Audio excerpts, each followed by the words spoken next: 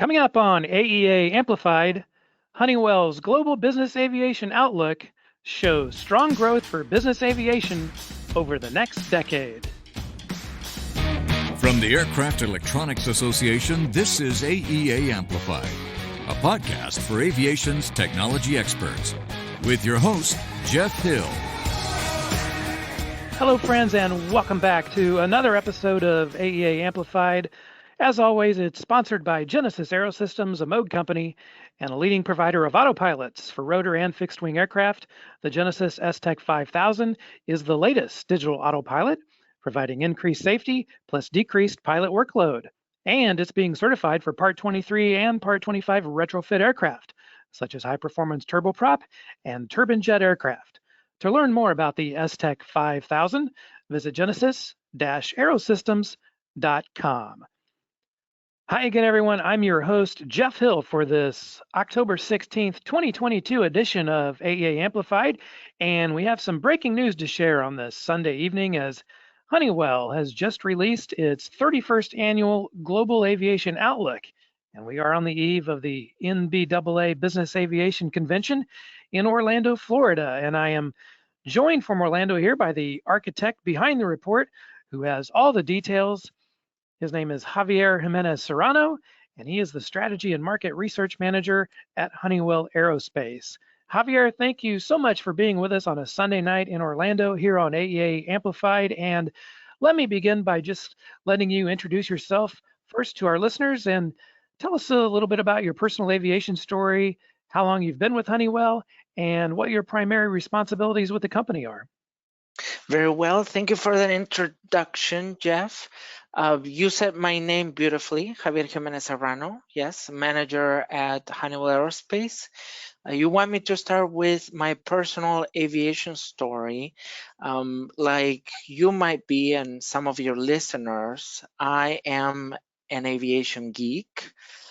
Growing up, my family lived on both sides of the Atlantic, so I spent many summers traveling from Spain to Chicago, back and forth, sometimes as an accompanied minor. So I was always very curious as to, well, the planes themselves and the people who were in them. Were they going for travel, for business?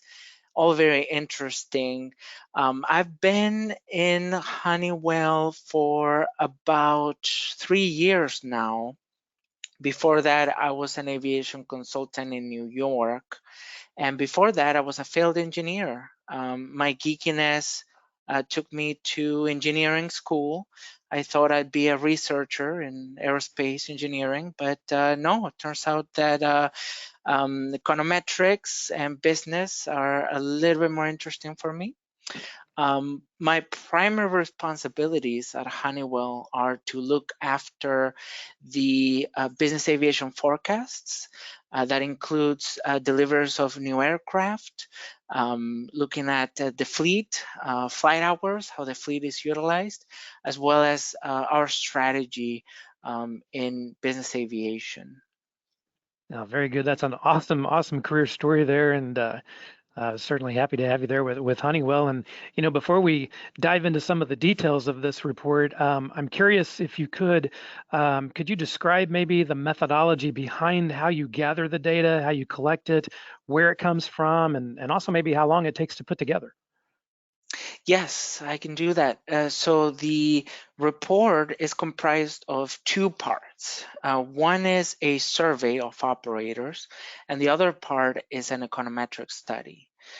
If we focus first on the survey, every year for the past 30 plus years, we go out and interview a representative sample of the world population of business aviation operators. Usually we talk to the head of the flight department, pilot, maintenance professionals, whoever has an insight into the purchase decisions that are going on in that company specifically. And when we talk about representative sample, we talk about geography, we take into account the type of aircraft they operate, anything from a turboprop to a bizliner. We look at the size of their fleet. We look at the type of operator. Is it a charter? Is it a VIP corporate fleet? And whether it is an operator of a used aircraft or a new aircraft, or a mix. We always ask a set of questions that try to get at, okay, for how much longer are you going to operate this aircraft? And if you're going to replace it with what aircraft, for what reason are you choosing that specific aircraft? And about, when is that purchase going to happen? And then we have special questions, right? And for the past 2 years, we had a section on COVID. Questions like, has COVID changed your purchase plans or affected them? Or do you plan to dispose of your aircraft without replacement? This year, we asked about sustainability and reducing carbon emissions in their operations. We also tried to sample likely operators, first-time users or new users, and that's the survey part. And that's kind of like the bottoms up, what the demand is from the operator's mouth. Then on the econometric side, we look at GDP, the general state of the economy, and how that correlates with historical deliveries. We also look at other aspects such as oil prices and innovation from new aircraft. Usually they stimulate the market a little bit if they're clean sheet aircraft. And that's the top down, right? What can the economy handle or see in terms of business aviation deliveries and purchases? And we measure together, and wherever they meet in the middle, that's what our forecast is going to be. And the details, or how do they say, the devil's in the details. What's arguably more important is the finer trends that come out of the survey. Yep. And so that's a very lengthy and detailed process, obviously. How long does it Yes. actually take? Do you start back in the early summer, or how long does this take? Yes, this year we started in mid-July, and the process went on till the end of September. We don't want to take too long because we want to take a snapshot that is free from other external factors, right? Just want to take that instant, that pulse. Absolutely, and that's quite a lengthy process there, as we noted. But tonight was the big night when you unveiled it publicly, and this has been going on now for 31 years. This is the 31st annual Global Business Aviation Outlook that Honeywell has produced. So let's go ahead and break it down. And to me, when I look at it, the headline appears to be pretty optimistic, with a strong growth forecast for the business aviation industry as a whole. Let's maybe take a look at the big picture first. Over the next decade, how many new business jet deliveries do you expect from 2023 to 2032? And also, what is the dollar value placed on that? Yes, our 10-year forecast predicts about 8,500 deliveries of new jets, and that's anywhere from a small, very light jet like a Citation M2 or a Phenom 100, all the way up to very high speed, ultra long range aircraft such as Global 7500 or G650, for example. Yes, to recap, 8,500 deliveries over 10 years worth about $274 billion. Yeah, it's quite some impressive numbers there. And from your perspective, Javier, can you maybe talk about some of those details, those key findings that maybe stand out to you personally? Yes, I can. We heard in the different news, and we saw this in the increased number of flight hours, that these new users of business aviation since the pandemic have likely contributed to increased demand, not just for flights, but eventually for new aircraft and also used aircraft as well. We've seen this in our survey this year, and this really echoes what OEMs are reporting, right? Their lines being sold out, no longer being able to take delivery of a new jet within 6 months now. The lines are sold out into 2024, I believe, depending on the OEM. Any other findings around new users? Yes. The big question for us and for many people in the industry is what happens with those new users? Will they go back to premium cabins, right? First class in commercial airlines, etc. Will they stay? Well, the survey respondents that we identified as likely first-time buyers of new jets or used jets, or likely new users, most of them, about 3/4, said that they expect to fly about the same in 2023 as they will do in 2022. And very few expect to fly less, about 4%, just 4%. So that encourages us to believe that the usage of the fleet is going to continue to grow. This year is supposed to grow about 9% globally versus previous year. And we expect about a 2% growth from 2023 onwards. Other finer details include those around sustainability. This year, operators seem more willing or more active in pursuing methods to reduce their carbon footprint. This year was about 50% of the respondents that said that they're taking any method today. That's 30 percentage points higher than last year. And in the future, that number is going to be about 60%. They're either going to start with a new method to reduce their carbon footprint or increase the method they're already using. And in the future, most of them are mentioning SAF, sustainable aviation fuels, as their preferred method to tackle that sustainability aspect. Yeah, and do you attribute part of this expected growth, obviously coming from first-time buyers and users of business and private aviation? And I asked the question because I'm wondering if the pandemic may have actually had a positive effect on the demand for new business jet. It looks like your report notes that 2022 flight activity is actually at levels not seen since 2007, which I believe was the busiest year ever for business aviation. So do you agree with that statement? Yes, I definitely, we've seen that. I agree with this statement. Not only business aviation was an already existing solution to the problem of, okay, there is no flight. It doesn't matter if it's first class or whatever type of service. Some flights just were canceled or discontinued.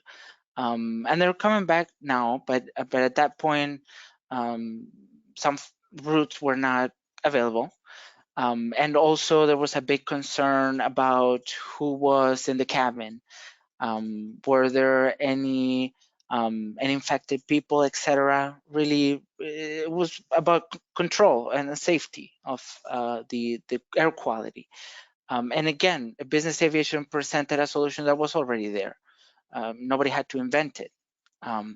So two things happened. One is the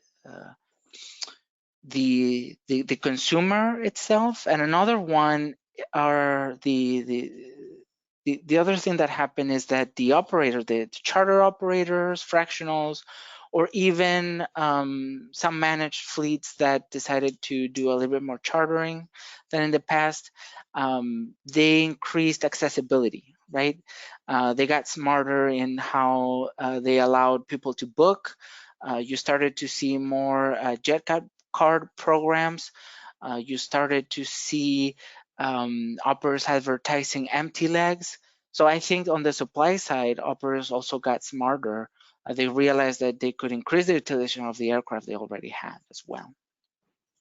And Javier, your forecast provides also some geographic insight as well. I think it appears in one of the notes there, it looks like that 85% of first-time users operate in the Americas, with 80% of those first-time buyers operating in the United States, and the rest primarily coming from Brazil. So if you could you maybe elaborate a little bit and break down the geographic data in more depth? Yes, yes, and it's you'll notice that it's very easy to focus on the Americas as it concentrates, let's see, more than 65% of the deliveries, maybe a little bit more of the fleet, and when it comes to flight hours, yeah, about the same, right?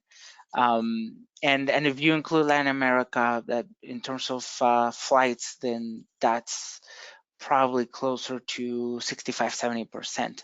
What I can do is look at other regions, how they're trending in 2022 so far in terms of their activity. Double-digit growth actually. Europe year to date versus same period last year, it's above 15%, 15-20%. Middle East Africa, 25% up. APAC, about 40% up. Now, these regions are starting from a much lower base, whereas the Americas, for example, in 2021, the Americas saw about 1 million flights. The rest of the world saw about 150,000 flights. So you can see how it's so easy to focus on the Americas, but all regions are growing significantly. Yeah, it's fascinating data and certainly great news for everyone across the globe. And once again, we are visiting with Javier Jimenez Serrano, and he's the Strategy and Market Research Manager for Honeywell Aerospace here on AEA Amplified, sponsored by Genesis Aerosystems, a Moog company. And Javier, you mentioned it a moment ago. You talked a little bit about the sustainability part being another focus of this year's forecast. And I'm wondering if you can elaborate just a little bit and give us some of the highlights in terms of how you see operators using those various methods to reduce the carbon footprint. Yes. So today, they are looking at flying slower. Maybe instead of high-speed cruise, maybe they throttle down to long-range cruise speeds. That's what they mention most often today. Next is ride-sharing, pooling operations. That means getting more people, getting that load factor up in the business jet or turboprop. And they most often cite lack of SAF availability as the reason why they may not be be able to reduce carbon footprint. When we look at the future, SAF is number one by far. SAF and carbon offsets. Now, I don't know if carbon offsets are not as available today as operators demand, but Honeywell is working with other players in the industry to increase availability of sustainable aviation fuels, and that's what's really driving that number to go from 50% to 60% of operators saying that they'll use any number of methods in the future to reduce their carbon footprint. Without a doubt, and with all those fine details and all of that data there, I'm also curious. How does Honeywell, your company, use your own forecast in the strategic decision-making processes? Yeah. Well, the forecast allows us to cut the data. The forecast and the survey allows us to cut the data by aircraft size.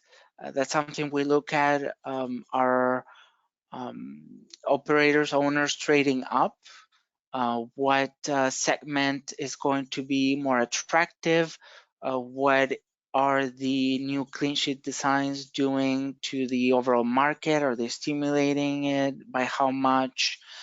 That's really what we try to extract internally. It's also a very good tool to drive customer intimacy with our OEMs and with some operators that we serve. They really appreciate our insights. No, I bet they do. It's quite an informative report and an amazing process that you all undertake. And as I mentioned earlier, the report now is in 31 years old, and so I'm wondering. And you mentioned, you've only been with Honeywell yourself, maybe for the last 3 years or so. But Mhm. when you look back over the long-term history of the report, um, do you have any idea how accurate it has been in hindsight over those 31 years? Yeah. So let me give you an example. Last year, we expected 2021 deliveries to be about 580 and let's say 640. Last year, we saw 610 deliveries, right in the middle of that range. Now, in terms of accuracy, the longer term you go, the farther out, well, it's not going to be that accurate, right? Nobody can predict the future. What's useful and what has been useful for us for Honeywell in the past is identify those areas of opportunity, those growth areas. For example, the super midsize class. Now, the super midsize class was something that my predecessors saw. They saw that there was some white space there to go after, and working together with OEMs, the industry designed offerings there in super midsize that have been very, very popular, right? And that's how Honeywell got to be the sole engine supplier for that segment, whether it is a G280, Challenger 350, Praetor, what am I missing? Longitude, all of those, any in production super midsize has Honeywell engines on it, and the utilization of those aircraft keep growing. So that's a testament of maybe not the precise accuracy, but the usefulness that this survey has had for us and for the industry.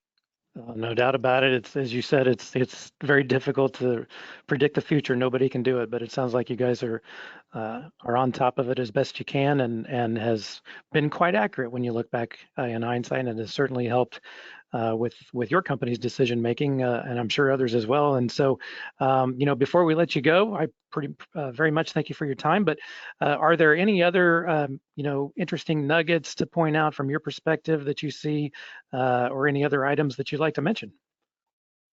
Yeah, my pleasure, by the way. I'd just like to reinforce that the survey finds, continued demand growth for business aviation, not just in terms of purchases of new jets, but also usage of those new jets. Well, Javier, thank you so much again for joining us here on AEA Amplified. And for all of our listeners, you can certainly learn more about Honeywell and the 31st Annual Global Business Aviation Outlook on their website at honeywell.com. And also, let me remind our listeners of a few important items, especially our AEA member companies. And that is, first of all, the AEA's classroom is loaded up once again with a very full schedule coming up over the next few months. And those training courses take place at the association's headquarters in Lee Summit, Missouri. There are several in-person and virtual classes available, and you can learn more about each of them and reserve your seat by visiting aea.net/training. And also, please join us for one of the 2 upcoming AEA Connect conferences later this month here in November. These are 2-day events, and they do allow technicians and business owners the opportunity to learn industry best practices, and it gives them the chance to connect with their regional sales and product support representatives. And of course, the technicians are able to satisfy their training requirements. So up next in the weeks ahead, you can connect in Tampa, Florida, and that's coming up quickly on November 2nd and 3rd. And you can also connect for our South Pacific members in the Sunshine Coast, Australia, and that'll be November 17th and 18th. You can check out all the details at aea.net/connect. And believe it or not, can't believe we're saying this here, it's only mid-October, but it is not too early to register for the 2023 AEA International Convention and Trade Show, and that's going to take place April 24th through the 27th, again in Orlando, Florida. So register by December 31st by the end of this year, and you can save $200 per person off the on-site fee with that early bird rate. And there are links to register and, of course, make your hotel reservations online at aea.net/convention. And again, another reminder, finally, if your company is hiring, please do not forget to post your career opportunities on the AEA jobs board, and that is at aea.net/jobs. Free resume posting is also available for job seekers, and there have been lots of new employment opportunities recently posted in just the last few days and weeks. So check it all out at aea.net/jobs. And that is going to wrap it up for today. And we hope you can join us again soon for another episode of AEA Amplified, sponsored by Genesis Aerosystems, a Moog company. To learn more about Genesis and its full range of products, visit genesis-aerosystems.com. Thanks again to Javier Jimenez Serrano, Strategy and Market Research Manager for Honeywell Aerospace, for being our guest today. And until next time here on AEA Amplified, for our producer engineer, Aaron Ward, this is your host, Jeff Hill, wishing you blue skies ahead wherever you may be.